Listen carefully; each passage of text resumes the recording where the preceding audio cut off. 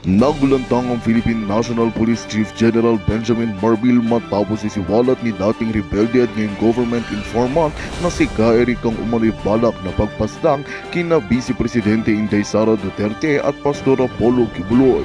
Ayon kay Ka-Eric, mayroong 20 milyong pabuya ang ipinangako ng mga taong nasa likod ng balak na ito sa sinumbang makakapagtumpa-tumba sa dalawang kilalang personalidad.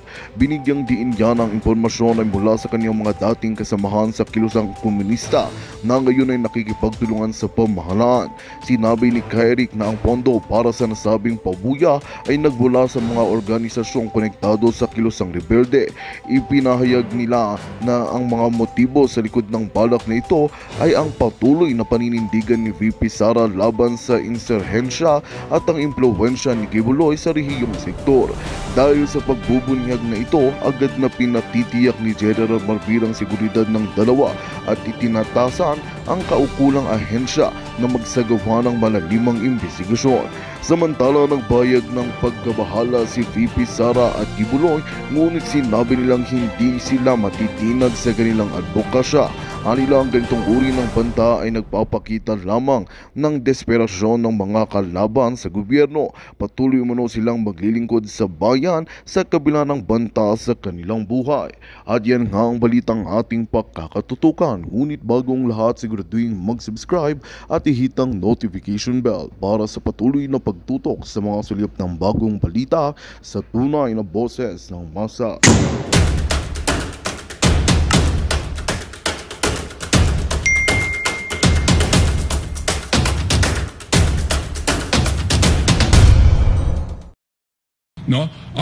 Are geared towards nothing else but political. So be professional. Sabi mo palagi, I am a professional. Then act like one. Nako, ito na naman si PNP Chief, mga kaibigan. Nabuking po sa illegal na ginagawa. Pakinggan po natin si Attorney Torion, mga kaibigan. Dito muna tayo sa whether or not it is legally correct on the part of General Torre to unilaterally act instead of the NAPOLCOM together with the panel of generals who will determine who are most wanted persons or top 10 most wanted persons. There are actually criteria for the determination as to who will be top 10 wanted persons, most wanted persons, and they are governed by NAPOLCOM Memorandum Circular. There is this NAPOLCOM Memorandum Circular number 2019 as amended by NAPOLCOM Circular number 2022. And there are clear steps, parameters by which you can say that a person is indeed most wanted or he belongs to the top 10 most wanted persons. May mga yun. Ang third requirement is he must be a leader of a crime syndicate, mga ganon-ganon. Yun pa lang sa third requirement, hindi naman miyembro ng crime syndicate po si Pastor Apollo Kibuloy. So I really doubt as to the legality of the actions of General Torre. So, and besides, ang pagdetermine po nito hindi lang isang tao. Panel po ito.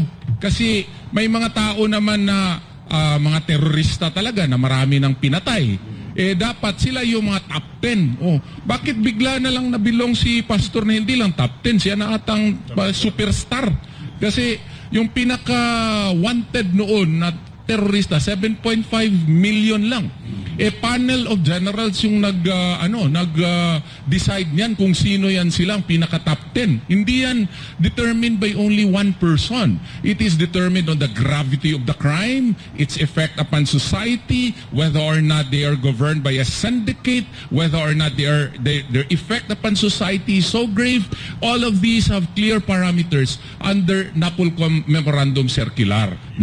And the unilateral action therefore on the part of General Torre is questionable. Yun po ang masabi ko po niyan. So ito namang ginagawa naman ni General Marbil na tinanggalan ng security detail si Vice President Sara Duterte. I hope we will remind him also of his role under Republic Act 6975. The PNP law, it states Section 24, he is mandated to enforce all laws and ordinances relative to the protection of lives and properties, and it is likewise mandated that he should provide the direction of the PNP.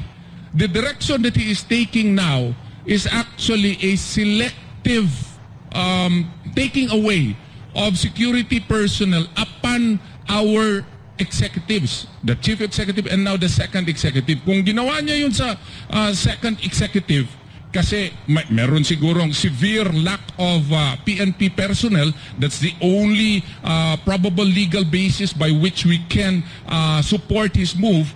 Kung ginawa niya yun sa ibang mga public officers, siguro ma-justify yun, pero ito kasi selective. So there may be ground to accuse him of using his influence, no, for political purposes, no. Yun po. Ayun, klaro po yung sinabi ni klaro po ang sinabi ni Attorney Torion, guys. Ini-explain lang niya dito, mga kaibigan, yung legality tsaka yung illegal. Illegal naman talaga, di ba? Kahit nga siguro kahit siguro, guys, wala tayong knowledge masyado kasi masyadong technical kasi ito, mga kaibigan, pagdating po dito, Kasi po batas-batas na yan, eh.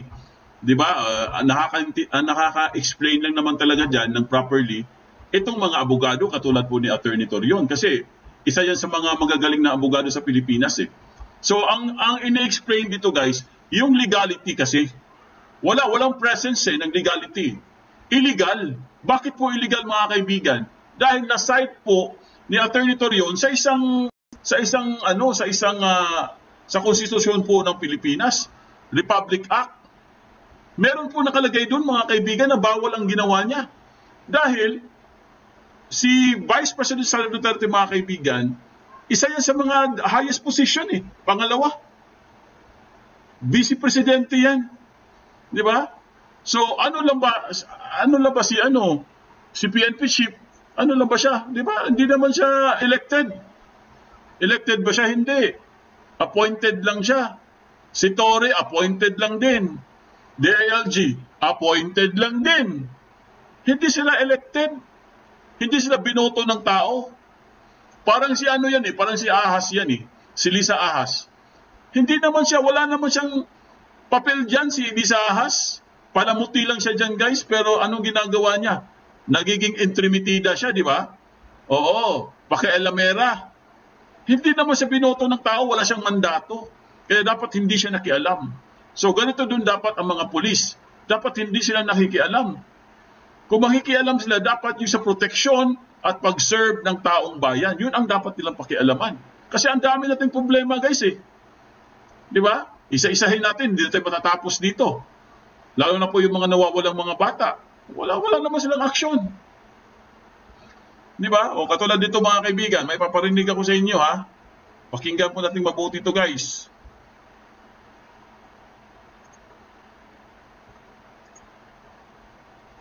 Tatapatan ng Kingdom of Jesus Christ ang pabuya ng gobyerno dahil magbibigay ng 20 million pesos na pabuya ang simbahan sa sino mang makapagtuturo sa nais pumatay kay Pastor Polo C. Quiboloy.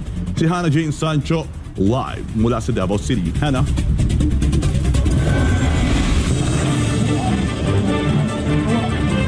Magandang gabi. Live po tayo dito sa Davao City at nakapwesto ako mismo sa nagaganap dito na checkpoint ng SWAT. Nandito sa likod ko yung SWAT kay Franco, kung saan hindi nila maipaliwanag kung bakit nandito sila. Mamaya, bibigyan ko ng mas detalye, no? Pero dito man tayo sa report ko, gaya ng sinabi mo, ang 10 million na pabuya na binigay ng DILG at ng gobyerno under ng Marcos administration, naniniwala ang Kingdom of Jesus Christ na walang ibang motibo ito, kundi ibigay talaga ang shoot to kill order laban kay Pastor Apollo C. Quiboloy. At dahil dyan, pinapatan ito ng KOJC at hinigitan pa ang pabuyang ito.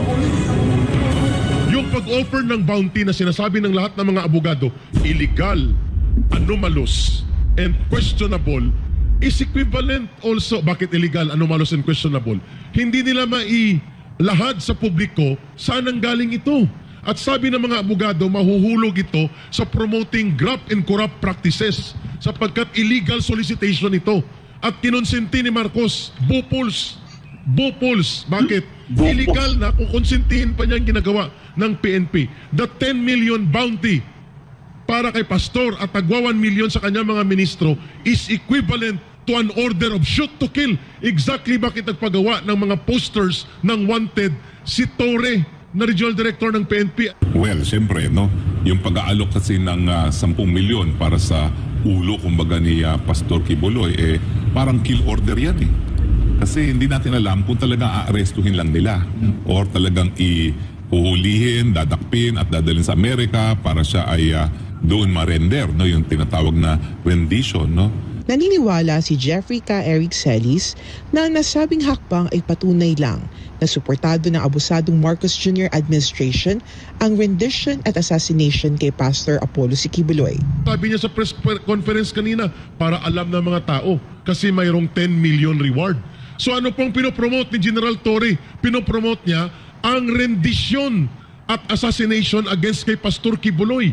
Kung may mangyari sa mga ministrong ito at kay Pastor Kibuloy, sisingilin hindi lamang ng Kingdom of Jesus Christ kundi ng taong bayan si General Torre, si Marbil at ang PNP because they promoted assassination and they promoted rendition na siyang gustong mangyari ng Amerika by putting up a 10 million bounty.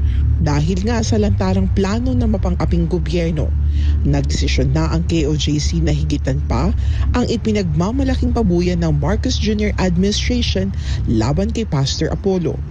Now as we are speaking here, nakatanggap po kami ng balita mula sa reliable sources ng Kingdom of Jesus Christ that they are putting an equal amount through their own sources, double 20 million sa kung sino ang makapagdadala sa Kingdom of Jesus Christ anytime starting now. 20 million kung sino po ang naatasan nila Marbil, Abalos at ni Marcos na mag-assassinate kay Pastor Kibuloy. At kung sino nag-put up ng 10 million, yung dalawa na yan, dalhin nyo dito, may 20 million. We are announcing it here as we are doing this press conference sapagkat napupundi na po ang pasensya ng Kingdom of Jesus Christ.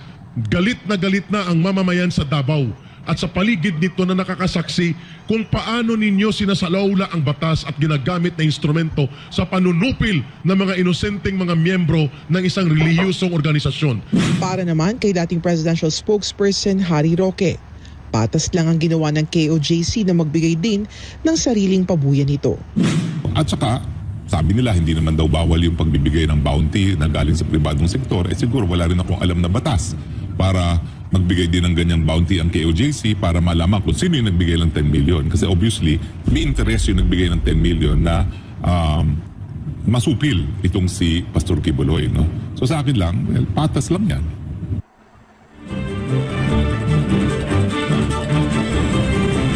Batay sa impormasyon na natanggap ng Kingdom of Jesus Christ, nilatayang nasa 150 million pesos na itong bounty na nakalap na pinagsamang pwersa ng gobyerno, ng CBP, NPA at NTF at iba pang individual na nais mapagsakin si Pastor Apollo C. Kibuloy na para sa Kingdom Nation ng isang paraan. Ito ay pagpapromote ng rendition at assassination laban kay Pastor Apollo C. Kibuloy. Gaya ng sinabi ko sa iyo, Franco, nandito ako ngayon, nasa tapat tayo ng gate ng Kingdom of Jesus Christ. Ito sa main gate ng Kingdom of Jesus Christ, Emerald, kung tawagin ng mga Kingdom citizen. Makikita nyo sa inyong screen ngayon, nasa 6 po na miyembro na fully battle gear na miyembro ng SWAT.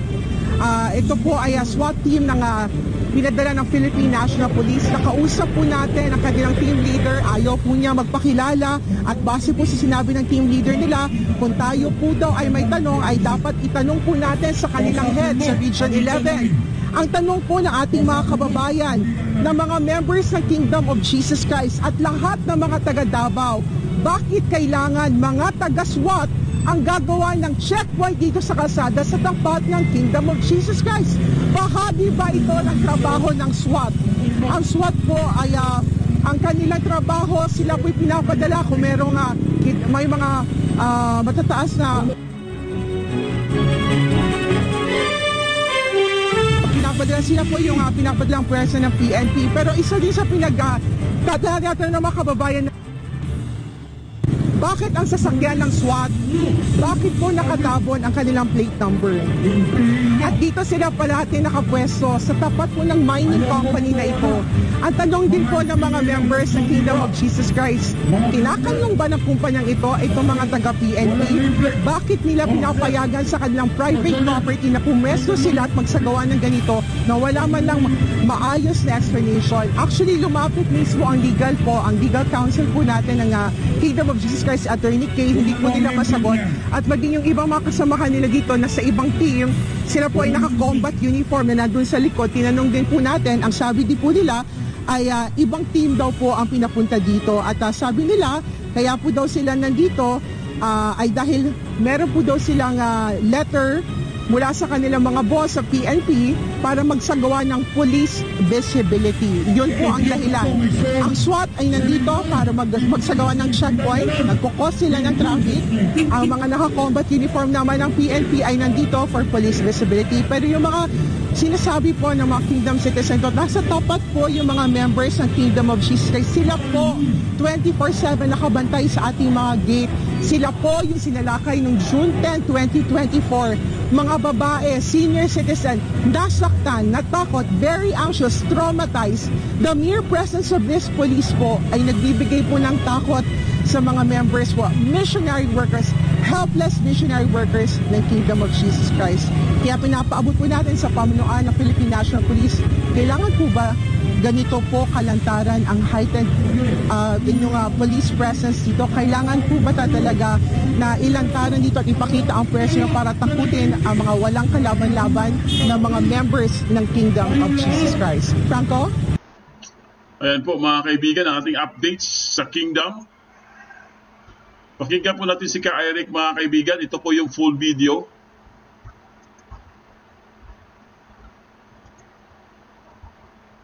The difference between legal and lawful order versus illegal order. Sinabi po ni former President Rodrigo Duterte na may consequences po, may pananagutan. Ang sino mang nasa security service sa Armed Forces of the Philippines o kaya sa Philippine National Police na sumunod at magpatupad ng illegal order. Ang pagkubkob sa religious compound ng ating Kingdom of Jesus Christ, ang pananakit sa kabata, sa katutubo, sa kababaihan, ang pagwasak sa religious worship compound and prayer areas ng Kingdom of Jesus Christ, illegal orders po ito. Tama po si Ma'am Lorraine doon sa sinabi niya, huwag po kayong magsumunod o magbigay ng mga utos na ang resulta nito ay ikapapahamak ng mga mamamayan. Ito po yung crucial question kanina na tinanong sa amin sa panel na ito. Saan ba ang katayuan ngayon ng Armed Forces of the Philippines at ng Philippine National Police as organization na siyang dapat nangangalaga sa kapayapaan, kapanatagan, batas at katarungan ng mamamayan? Ito pong sagot natin. May mga abogado po kaming kasama dito. Malinaw po ang nakalagay sa konstitusyon. Malinaw po ang isinasaad doon, the Armed Forces of the Philippines shall be the protector of the state and the people. Ibig sabihin po, hindi lamang nila tungkulin na i-secure ang mga leaders sa gobyerno like si Marcos Jr. They have more duty to perform at obligasyon nila na pangalagaan ang kapakanan at kabutihan at kaligtasan ng bawat mamamayan. Ito ngayon ang panawagan. Is Mr. Marcos Jr., Abalus, and the rest na mga tauhan ni Marcos more important than the interest of the entire Filipino people sa gitna na ang pinanggagalingan ng threat, panunupil, karahasan ay state-perpetrated, state-sponsored abuses and terrorism na ginagamit ngayon ang instrumentalidad ng pulis saan ang boses ng matitinong mga namumuno ng Armed Forces of the Philippines at ng Philippine National Police. Yes. Ang iligay no na yung clarity na binigay ng Vice President nung sinabi niya na let us ang relief ng mga PNP personnel. Kausap niya dito si Romel no. Sinabi niya, Romel, wag na tayo magpaikot-ikot pa. No, let's call it what it is. Huwag na tayo magsinungaling sa mga tao. Yung pagtanggal mo ng mga personnel ko, ng security ko, nangyari yan pagkatapos ko mag-resign sa DepEd, after niya tinawag na catastrophic yung SONA, at after nung cocaine video ni Bongbong Marcos, di ba? So sa madaling salita, ano lang ito? Political harassment lang ito. Huwag na tayong magpaikot-ikot pa dito, Romel. Okay? Yan ang maganda sa mga leaders na diretso magsalita at hindi pa ikot-ikot at sinungaling. No? Tama po kayo. Kung ano yung puno, yun talaga ang bunga. Diba? So, ang kasinungalingan parang trending na ngayon. Parang wala na lang sa kanila kung magsinungaling. Itong ating mga PNP. Una, nung June 10, balikan ko. Anong sinabi nila? Kinabukasan, sila ang nag-press con. Sinabi nila, obstruction kami pang nag-obstruct. Sinabi nila walang massive na force. Puro kabaliktaran ang sinasabi nila. Kung magsinungaling sila, parang wala. Pero nagpapasalamat tayo, may SMNI at naipakita natin ano ang katotohanan. 'Di ba? So ano yung excessive force? So sa kanila, wala daw. Pero ayan, totoo. So ano, saan ba ang punot dulo dito? So yun na nga, sino ang leader na sinungaling? Ganon din yung mga nasa baba. O si Marbil, si Abalos. Lahat ng mga presko nila baliktad, kabaliktaran. Anong sinabi ni Marbil? O di ba, ano ang sinabi ni BP Sara? Sinungaling siya. Sinungaling si Marbil. Ito pa, isa pa, ito si Torre. Kaya nga si Torre, kung wala na namang video na nakunan nung pagkahuli kay Pauline Canada, aba wala silang balak na ipaalam sa atin. Nagsinungaling siya. Ang sinabi niyang wala, nasa buhangin. Yung pala, nasa Maynila na. Sinabi niya wala sa kanila pero nasa kustodiya na nila. So kung magsinungaling itong mga pulis na to, parang tubig lang sa kanila. Wala silang mga pakialam. Ganun na ang katiwalian. Ano na naman? Kaya nga, yun mga general. Eto na. Hindi pa nila kami nilubayan. Dito na naman tayo sa pababa. Yung mga pulis na ali-aligi dito, andito sila nag-checkpoint. Illegal yung pag-checkpoint nila. Tapos tinanong siya, si Robles, nandito ka ba? Alam mo ba yung nangyari nung June 10? Nagalit pa, sabi niya wala daw siya dito. Ayan, tinanong ng ating SMNI ng mga news na doon sa daan. Andito ba kayo? Sabi niya wala at hindi niya alam. Wala siyang plate, wala siyang plaka, wala siyang nameplate. Ayan siya. Pero dahil may video nga, huling-huli. Nandun siya nung June 10 na siege dito. Nandito siya, ayan siya oh. Napakasinungaling, ganito na po yung mga pulis natin, hindi lahat. Pero ito, natutukoy natin, nakitang-kita, pinapahiya na nila yung PNP. Nadidegrade na, mawawalan na tayo, wala na kayong kredibilidad. Unang-una sa leader ninyo. Kaya ayan, ganun din ang sa ranks nila. Lahat ng mga ali-aligi dito, walang mga nameplate. Nagtatago sila. Kaya nga minsan isang araw, sinabi namin, bakit wala kayong nameplate? Mga NPA ba kayo? Totoo ba na mga NPA na talaga kayo, dinamitan lang kayo, nag-uniforme lang kayo ng pulis, at meron pa nakapagsabi, mga preso, pinakawalan na. Kasi dinamitan na rin ng pulis. So may nakapagsabi din, ayan na, yung mga preso, nandito na, nagbihis na lang ng uniforme ng pulis. Mga NPA, nandito na rin. Ayan, kaya ayaw nila ipakita yung mga mukha nila, wala silang nameplate. Kasi nga, puro yan mga kriminal, mga wanted, mga NPA. Sila ngayon ang nagkikasing dito sa Kingdom. Dati ang nagkikasing dito, sinasabi namin, NPA ang nagkikasing. Ganon din, di ba, si Vice President Sara ngayon, nagkikasing din pulis. Hindi yun pulis. Nakakalungkot, isipin mo. Opo, NPA na, tsaka baka may yun yung mga preso. Baka rebelde Yun na. yung mga bilanggo na pinakawalan. Tapos nagdalit pulis na lang. Nananawagan tayo sa ating mga kababayan ngayon. Ano bang nangyayari dito?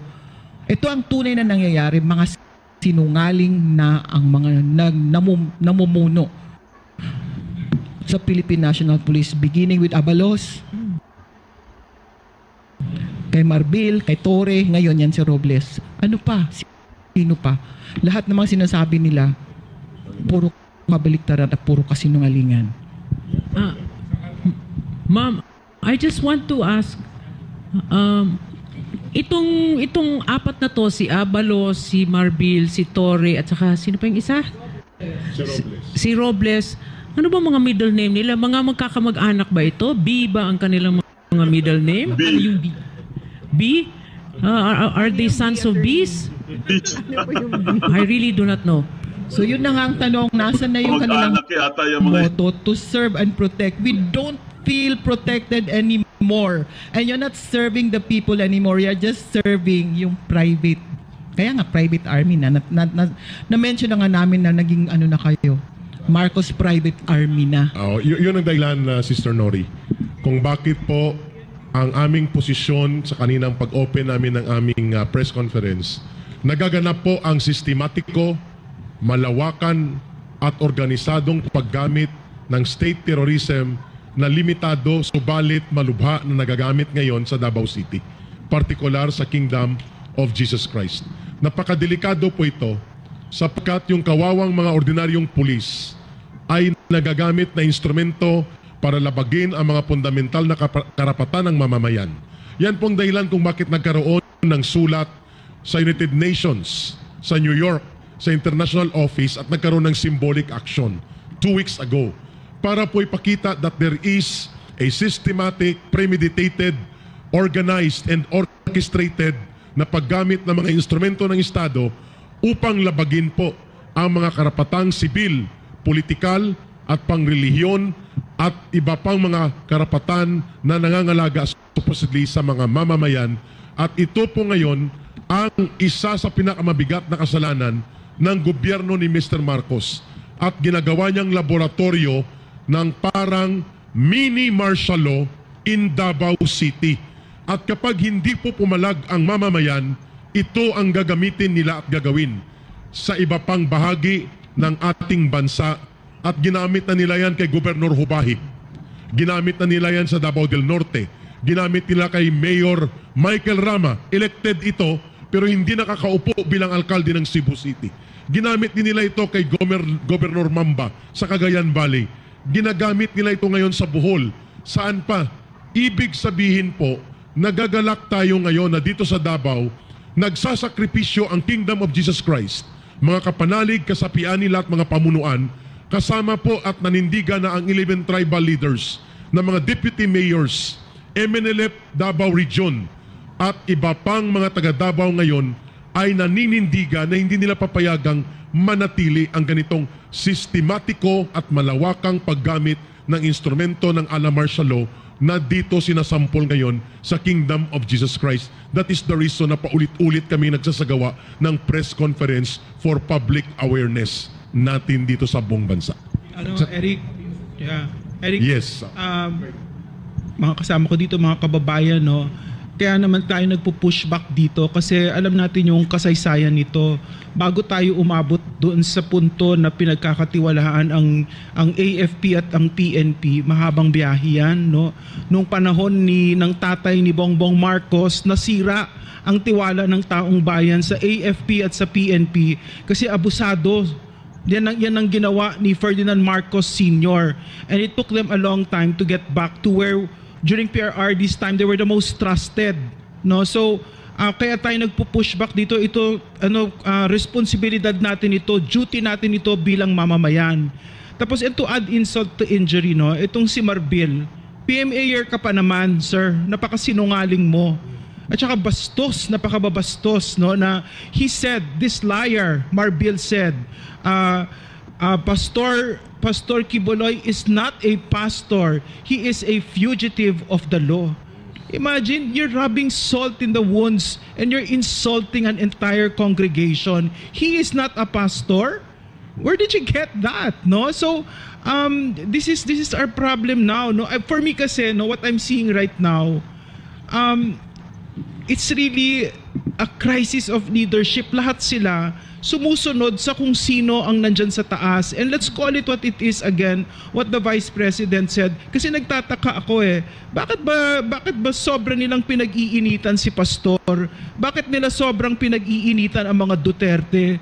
And you'll get to the answer. It's political ambition. No, it's really this lust for power and greed for money, insatiable greed. Ito yung nakikita natin ngayon. And for me, no, as a doctor, I can see it clearly. The portals to evil is plenty, and one of that is through addiction. Yeah. And this is why when he became president, parang he opened the gates of hell. And all of this, no. So they're not even honorable men anymore. Itong si Marbil walang alam sa batas. No? Walang alam sa batas. Sabi nga kahit pabiro, no? We would like to repeat it for the second twice, no? For the second twice. Attorney, kayo ilang beses nyo na pinaliwanag ito, kaya lang dahil bopol nga, mahina ang utak, siguro kailangan ulitin natin. Bakit nangyayari ito? Why is the good pastor exhausting his legal remedies at hindi tama na tawaging fugitive? Alam mo yung fugitive? And then, yung nagtatago ng ano Pugante. Pugante, diba? Oh. Ang pugante, yung hindi makapagpaliwanag nasaan yung pangharang ng baha. Tama. May tatanong din ako kay Attorney Dina at saka the lawyers. Is it right ba? Is it professional for this Torre to say that isuko nyo na kasi si Pastor? Yun ang sinabi niya. Diba? In order for the issues around KO, they will stop harassing the KOJC once Pastor daw surrenders. It is wrong on two grounds. Number one, General Torre is assuming that we can require our client to surrender. No, it is not our decision. It is the decision of the client. No? And besides, the client has the right to avail of his legal remedies. Tama po si Tito Jason sa dun. Marami namang mga instances na ganyan, na kwento na yan, nasabi na yan sa inyo. Sana hindi po maibahan si Senator Lacson. Noon po, meron siyang warrant of arrest nga po, at siya po ay hindi po sumurrender kasi he was availing of his legal remedies until the Court of Appeals decided that there was no probable cause against him, and that was only the time that he surfaced, no? Marami pa po mga instances na si Senator Gregorio Honasan at one time, no? He also did that, no? And other personalities, no? It may be an inconvenient choice, but it is a choice. Why? Because nasabi na rin namin yan, yung ang motion for reconsideration namin sa DOJ pending pa nga hanggang ngayon. Ayaw nga nila i-rule kasi kung i-rule niya, pwede kaming pumunta sa Court of Appeals at i-question namin na walang probable cause yun. Meron din kaming remedy na i-question yung filing ng information kasi yung information po nakasabi na ang Davao City is directed to file an information, walang S, sa Pasig. Saan ka ba makakita na ang krimen allegedly ginawa sa Pasig, ang preliminary investigation ginawa sa Davao City? Mali nga ang nag-file ng information, hindi po taga Davao City, taga DOJ Central. Anong tawag yan? Under Rule 117. Under Rule 117, we can file a motion to quash because the officer who filed the information had no authority to do so. And that is pending now. Nagka-hearing kami kanina. They require na yung prosecution to comment kasi hindi sila mag-comment dun sa aming motion na iyon. Pero binigyan sila ng 5 days. What if i-grant ng judge yun ng Pasig? Next week or 2 weeks from now, baka mag-miracle. Sabi ko nga, Your Honor, there might be a miracle. You might grant our motion. So, the arraignment of Ma'am Pauline Canada should not proceed today. And she agreed with me. So, kumbaga, kung mag-grant yun, edi wala ng kaso, pati sila pastor. In so far as the grave crime of alleged human trafficking is concerned. Kaya nga, hindi po siya fugitive. Kung basahin mo ngayong Black's Law definition of a fugitive, he is a person who, having committed a crime, flees from the jurisdiction of the court where crime was committed, or departs from his usual place of abode and conceals himself within the district. That's Black's Law definition. Let's go to the Philippine definition. The first case, Rodriguez versus Comelec, was reiterated in Lavao versus Comelec, which is a 2016 case. He includes not only those persons who flee after conviction. So there is already a conviction to avoid punishment, but also to those who, after being charged, flee to avoid prosecution. Ay yung question after being charged nga, kini-question pa po namin. No? Wala naman pong proof kayo na nag-fall siya doon nga sa definition under Lavao versus Comelec. Kaya nga sir, baka naman pwede ka magkuha din ng consultation sa mga abogado nyo. Marami naman kayo abogado po sa PNP. Yung ginagawa nga ninyo, alam namin, naglalagay pa kayo ng mga listening devices daw dito. In-install nyo yan. Lahat ng aming mga conversations dito, pati yung I love you ko sa aking wife, recorded pala ninyo. Yung mga pulis po na, yung mga pulis po na sumusunod sa utos po ng inyong mga general, ipaalam ko lang po sa inyo, krimen po yan. Okay? Under Republic Act 4200, no? It is illegal. It prohibits the recording of any private communication without consent of all the parties involved. Oh, klaro. Alam nyo, kung gagawin nyo yan, no? Inutusan kayo ng mga general. I-monitor nyo yung mga conversations nyo dyan, ha? I-record din nyo lahat, ha? Aba, nakakapreso yan. What if makatsamba kami at nakukuha namin kayo?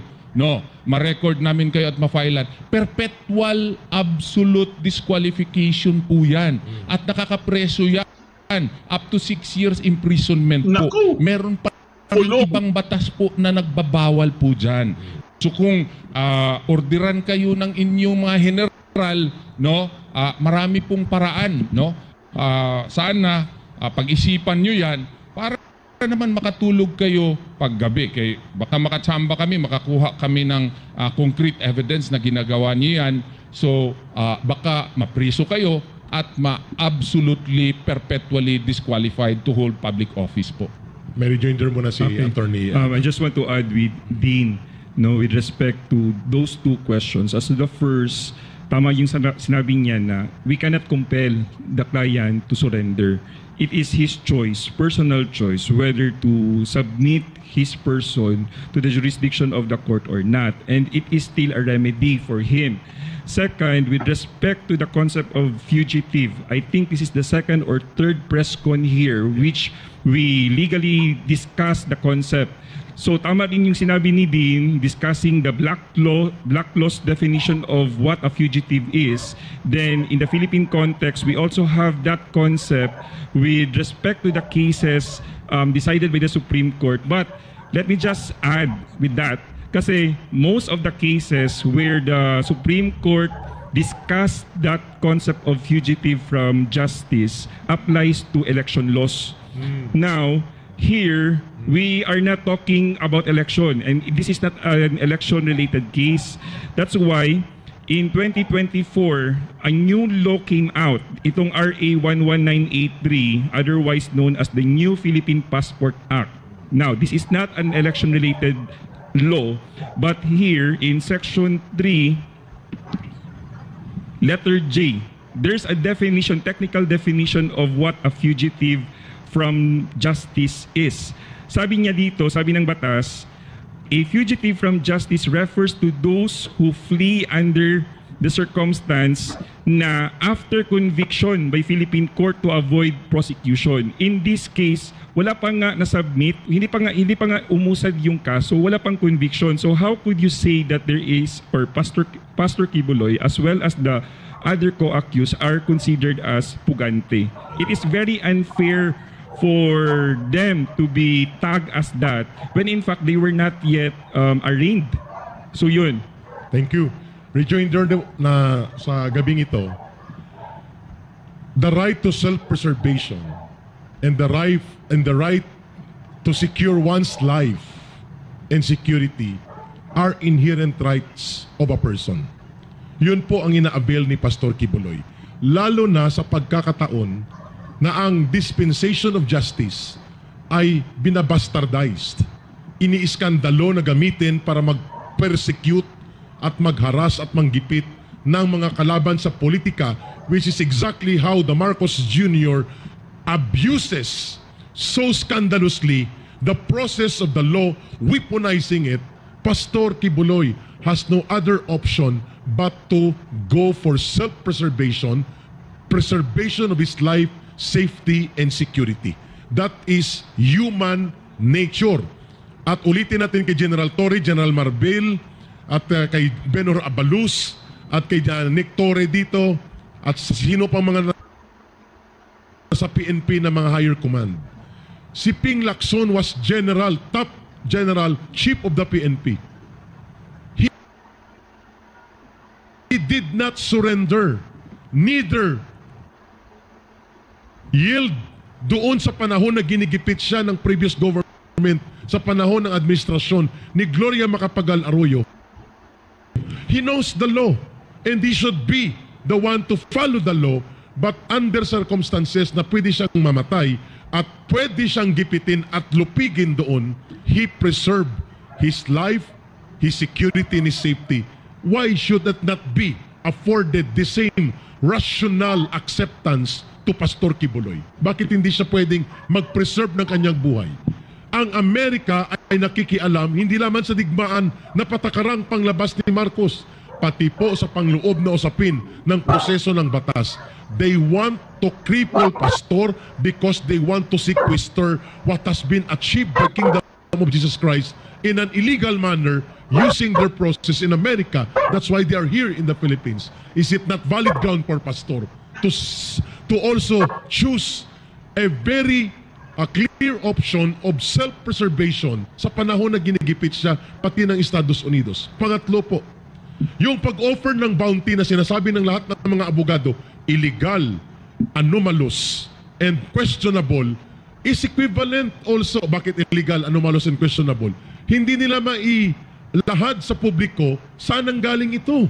At sabi ng mga abogado, mahuhulog ito sa promoting graft and corrupt practices sapagkat illegal solicitation ito. At kinonsenti ni Marcos, Bupols. Bakit? Illegal na kung konsentihin pa niyang ginagawa ng PNP. The 10 million bounty para kay Pastor at tagwa 1 million sa kanyang mga ministro is equivalent to an order of shoot to kill. Exactly bakit nagpagawa ng mga posters ng wanted si Torre na regional director ng PNP. Anong sabi niya sa press conference kanina? Para alam ng mga tao kasi mayroong 10 million reward. So ano pong pinopromote ni General Torre? Pinopromote niya ang rendisyon at assassination against kay Pastor Kibuloy.